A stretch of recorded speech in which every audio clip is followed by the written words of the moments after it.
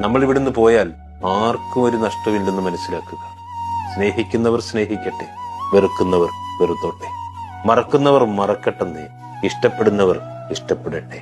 അതിനെക്കുറിച്ച് ചിന്തിച്ച് കൂടുതൽ സന്തോഷിക്കുകയും കൂടുതൽ ദുഃഖിക്കുകയൊന്നും വേണ്ട. എല്ലാം താൽക്കാലികം മാത്രമാണെന്ന്. എന്ത് സംഭവിച്ചാലും ഈ ജീവിതം ജീവിച്ചല്ലേ മതിയാവും.